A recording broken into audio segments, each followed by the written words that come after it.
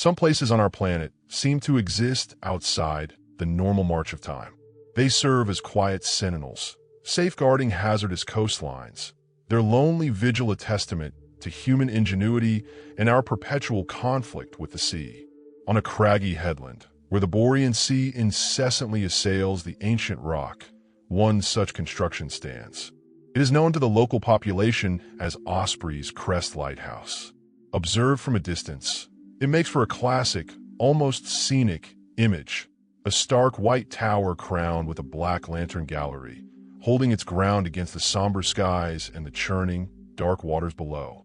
Every evening, without fail, a powerful beam of light erupts from its peak, cutting the darkness with a particular, repeating pattern. The light sweeps across the waves, providing a silent, reassuring message to any vessel navigating these treacherous waters. In daylight, its stolid form serves as an essential navigational aid, a fixed point in a perpetually shifting environment. However, upon approaching Osprey's crest, whether by making the difficult journey over land or by sea to its rocky base, a deeply unsettling truth emerges. The path to the great oaken door is overrun with wild vegetation, and the windows of the adjacent keeper's cottage are dark and vacant. No evidence of human activity is present.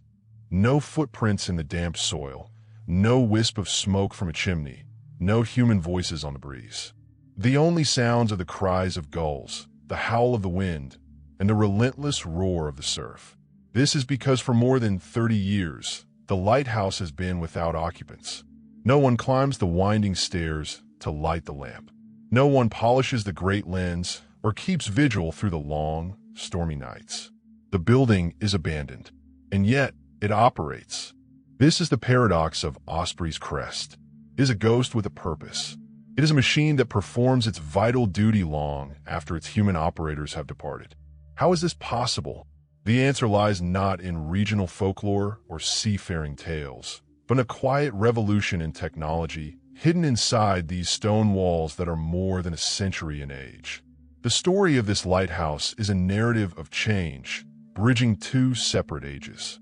It connects the time of oil lamps, ink and paper logbooks, and unwavering human dedication with the current era of solar panels, microchips, and remote diagnostics.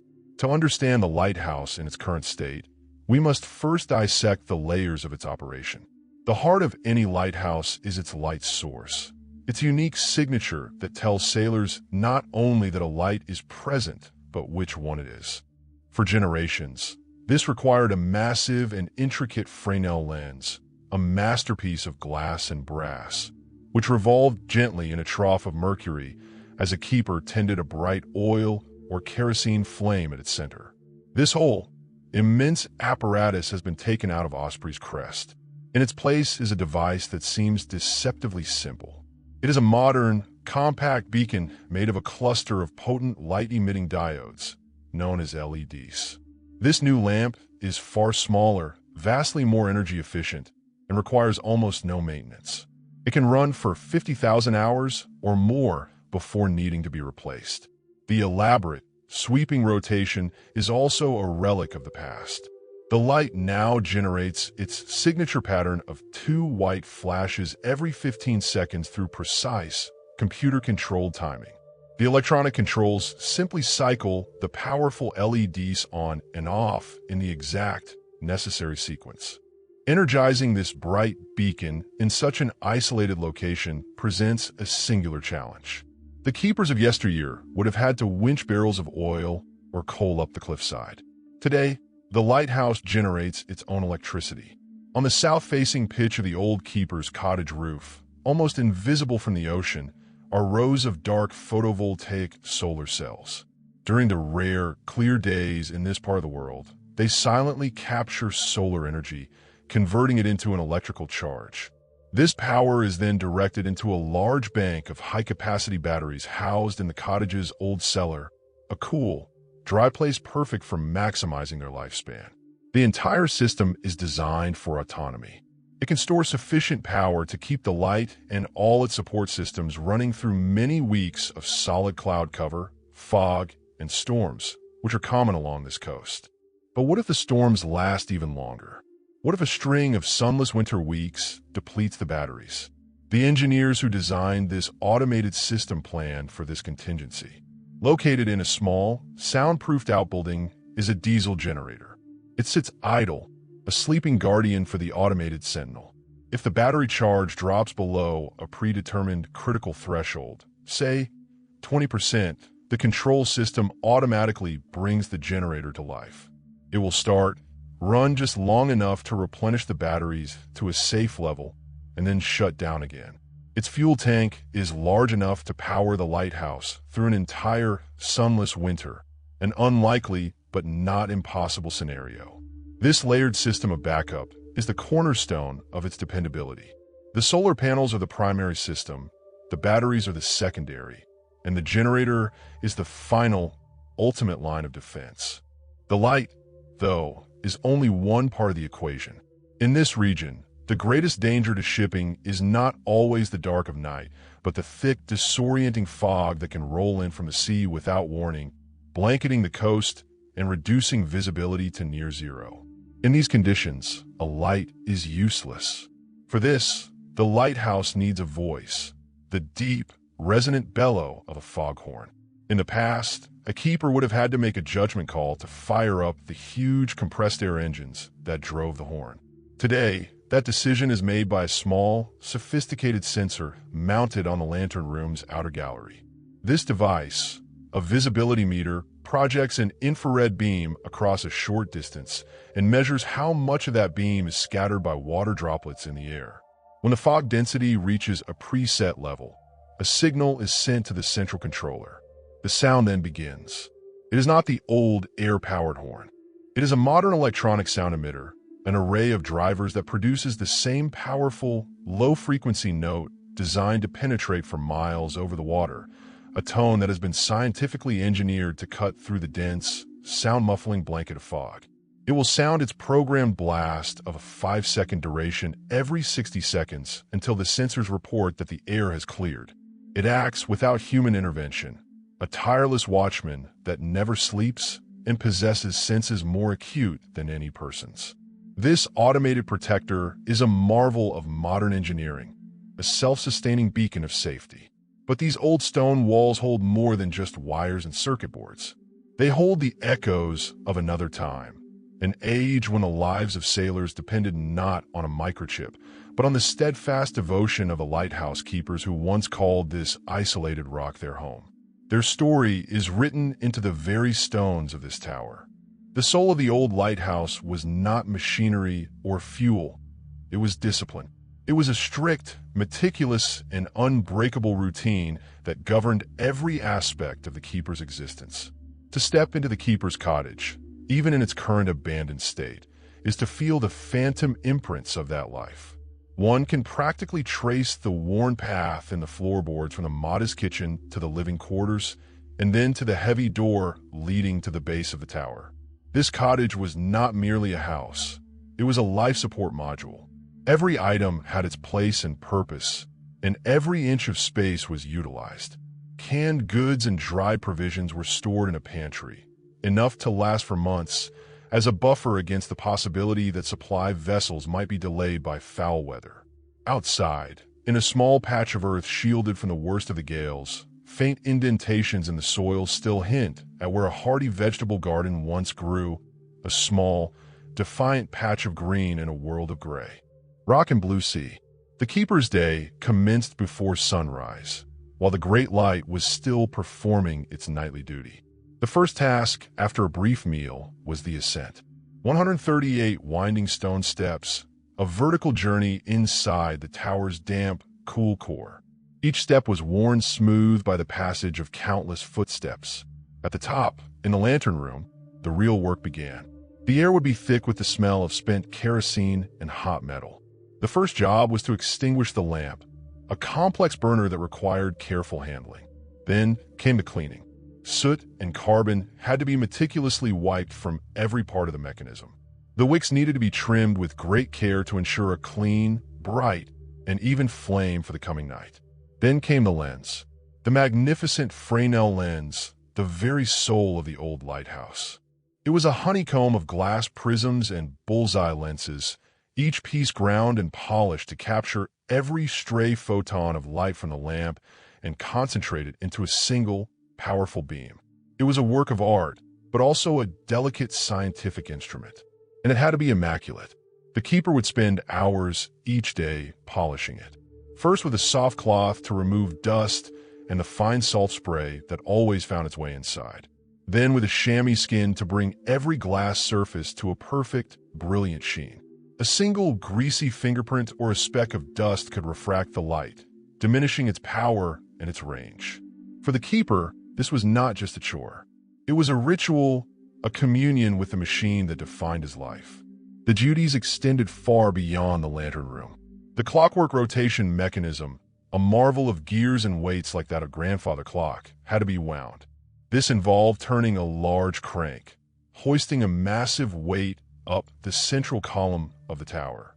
As this weight descended slowly throughout the night, its gravitational force turned the entire lens assembly at a precise, unvarying speed.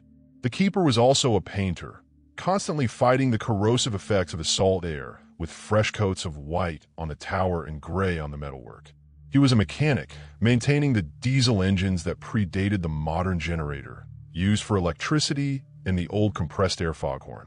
He was a carpenter, repairing window frames smashed by storm-flung debris, and a medic, treating his own injuries or illnesses with a well-stocked first aid kit and a calm disposition. Communication with the outside world was a tenuous thread. An early radio telephone was installed around 1950, but its signal was often lost in atmospheric static. For the most part, the connection to civilization came in the form of the monthly supply boat, a welcome shape on the horizon. It brought not just food and fuel, but also mail, newspapers, and a fresh face to talk to. The keepers would record the arrival of these boats, along with weather conditions, passing ships, and any maintenance performed in a heavy, leather-bound logbook. These logbooks, now housed in a national archive, are more than official records. They're chronicles of solitude. Between the lines of neat, cursive script, one can read the unwritten story. There are notes on the behavior of seabirds, descriptions of particularly spectacular sunsets, or the simple, stark entry. Storm, winds at 90 knots, seas breaking over lower gallery. Light maintained. This unwavering commitment to the task, the quiet heroism of ensuring the light never failed, was the defining characteristic of their life. It was a responsibility that became a part of them, a constant awareness that the lives of unseen strangers depended on their vigilance, a silent pact made with every mariner who sailed these dangerous seas. The era of the lighthouse keeper did not end with a sudden blackout. It was a slow, creeping twilight that stretched over several decades, beginning in the late 1960s and accelerating through the 70s and 80s.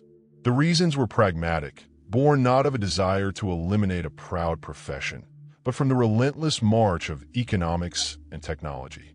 Maintaining a continuously manned station at a remote site like Osprey's Crest was exceptionally expensive. It entailed salaries, pensions, costly and often dangerous supply runs, and the constant upkeep of living quarters in one of the world's most hostile environments. In parallel, technology was offering a compelling alternative. Automated systems promised greater reliability, lower long-term costs, and a level of precision that even the most dedicated human could not consistently match. The transition was inevitable. The automation process at Osprey's Crest was a kind of invasion, albeit a peaceful one. A team of engineers and technicians arrived on a rare calm day, their boat filled with equipment that looked alien in the rustic setting. They brought crates of electronics, spools of cable, solar panels, and a new, compact LED beacon. For the last keeper on station, it must have been a surreal and deeply melancholic experience to watch these men, with their blueprints and modern tools, begin the methodical, almost clinical disassembly of the world he had so meticulously maintained. The most poignant moment was the removal of the great Fresnel lens. Assembled on-site piece by piece over a century before, it had to be disassembled in the same manner. Each heavy, curved prism was carefully unbolted, wrapped in protective padding, and painstakingly lowered down the tower's core. Its removal left the lantern room feeling cavernous and empty, haunted by the ghost of a light in the void where the magnificent crystal sculpture had once turned. In its place, the engineers installed the new beacon. It was a fraction of the size, a sterile assembly of metal and plastic that seemed to lack all the romance and history of its predecessor. They ran new wiring down the tower, connected the solar panels on the cottage roof, and installed the battery banks in the cellar. The old clockwork mechanism was left in place, a silent, immobile monument to a bygone age, its great weight now resting permanently at the bottom of its shaft. The final entry in a logbook by the last keeper is famously brief. It notes the weather, the date, and the time. Then the simple, final statement, automation complete. Light functioning.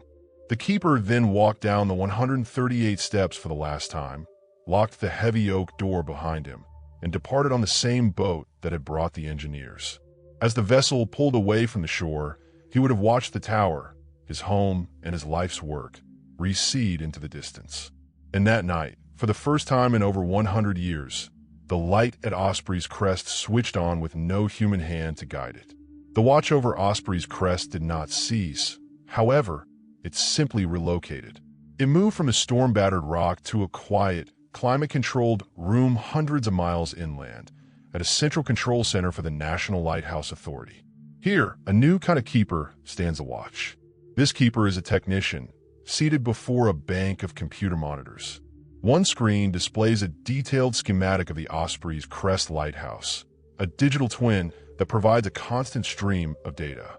The technician can see the exact charge level of the battery bank, the power output from the solar panels, the operational status of the main LED beacon, and the amount of fuel in the backup generator. They can monitor the readings from the visibility sensor, seeing if the automated foghorn is active. Every critical system is monitored in real time, 24 hours a day, 7 days a week. This remote oversight is the key to the modern unmanned lighthouse's success. If a fault occurs, an alarm flashes on the screen.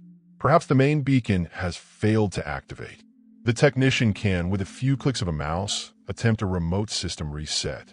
If that does not work, the system has likely already switched to a smaller, backup beacon, ensuring the station is never dark. The technician can then analyze the diagnostic data to determine the problem. Is it a failed LED module? A fault in the power controller? Armed with this information, they can schedule and dispatch a maintenance crew. That crew will arrive already knowing what the problem is and carrying the exact replacement parts needed. This eliminates guesswork and ensures that repairs are made efficiently and quickly. The silent, empty tower is, in reality, in constant communication, broadcasting its status across the miles, a digital pulse that has replaced the keeper's handwritten log. It is a new form of vigilance, less romantic perhaps, but in its own way, just as dedicated. Despite the perfection of remote monitoring, the physical world remains stubbornly real. Components fail, structures decay, and the relentless assault of the Borean Sea takes its toll. As a result, a few times a year, Osprey's crest receives visitors. They are not tourists or historians, but a small, specialized maintenance team. Their arrival is as planned and choreographed as the light's own flash pattern. They come by a rugged workboat, or on days when the sea is too violent, by helicopter, a loud, modern dragonfly touching down on a small concrete pad built for just that purpose. Their visit begins with the sound of a key in the great lock of the main tower door. The sound echoes in the profound silence within. The open door reveals not a home, but the housing for a machine. The air inside is cold, still, and carries a unique scent. A blend of old, damp stone, the faint metallic smell of ozone from the electronics, and the ever-present aroma of the sea. There are no personal effects, no signs of life, only the hum of a cooling fan somewhere in the darkness. The team's first actions are methodical. They bring in their cases of diagnostic gear, tools, and any necessary spare parts. They are not here to be nostalgic, they're here to work. Their checklist is extensive. They begin in the cellar, which now resembles a server room. Here they check the health of each individual battery cell, test the integrity of the connections, and clean any corrosion from the terminals. They move to the small outbuilding housing the diesel generator. Even if it has sat dormant for months, it must be ready.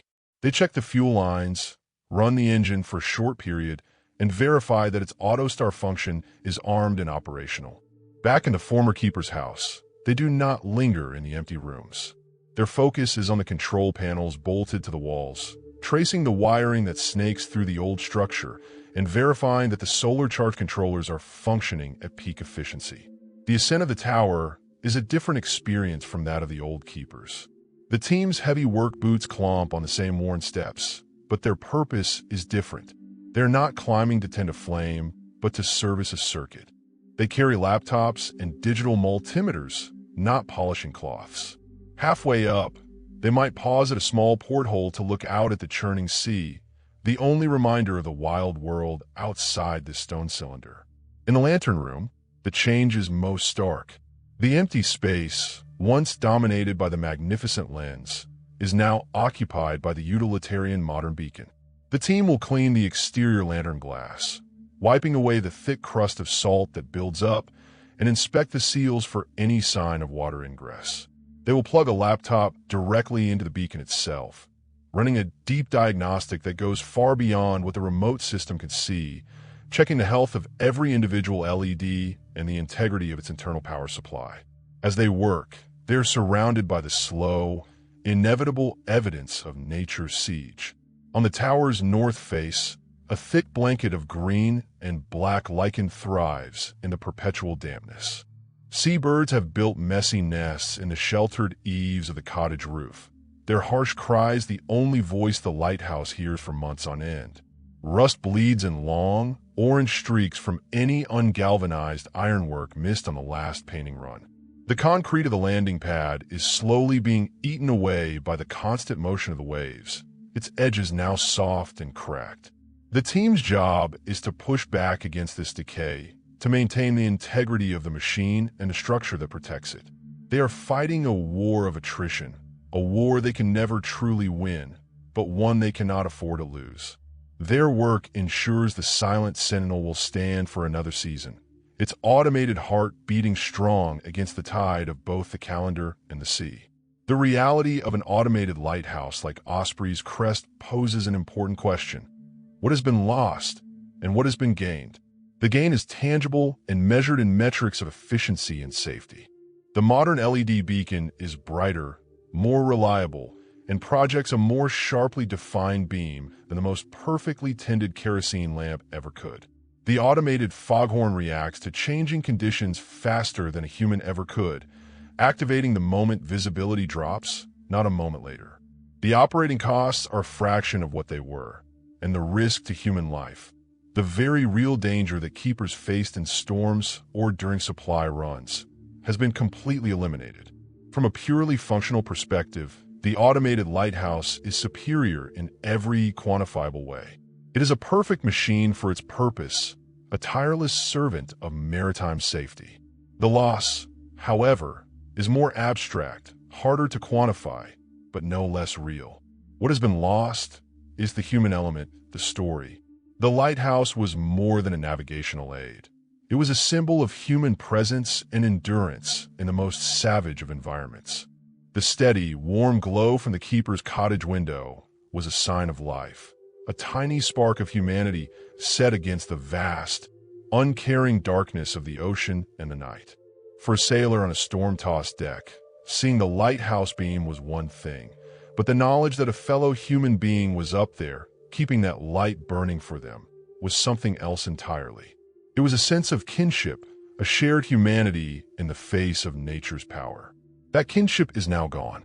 The light still shines, but the soul that powered it has been replaced by a circuit board. The very culture of lighthouses has been transformed. They have transitioned from being active, living workplaces into historical artifacts. We visit them today not to see a keeper at his duties, but to look at a museum piece, a static monument to a lost way of life. The Fresnel lens from Osprey's crest, for example, was not scrapped. It was painstakingly restored and is now the centerpiece of a maritime museum 200 miles down the coast. It sits motionless under soft spotlights behind a velvet rope. Visitors marvel at its intricate beauty, the sheer craftsmanship of its construction, and they are awed. But is a jewel removed from its crown? It no longer gathers and focuses a living flame. It is an object of quiet contemplation, its purpose relegated to history. The stories of the keepers, their solitude, their heroism, their daily grind, are now the stuff of books and documentaries, tales from a vanished world. This shift reflects a broader change in our relationship with the sea. The age of sail and early steam was an era of intimate, often brutal, familiarity with the ocean. Mariners hugged the coastlines, their navigation dependent on visual landmarks, soundings, and lights. The lighthouse was a vital node in this network, a fixed point of certainty in a world of variables. A modern supertanker or container ship, by contrast, navigates not by looking out the window, but by looking at a screen. Its position is known to within a few feet by a constellation of satellites orbiting thousands of miles above the Earth. The Global Positioning System, or GPS, has become the primary tool of navigation.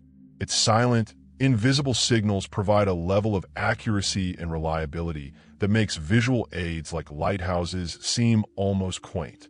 So, why does Osprey's crest still shine? Why do we continue to maintain these automated sentinels around the world when a superior technology exists? The reason is redundancy. The sea remains a dangerous and unpredictable place, and technology, no matter how advanced, is fallible.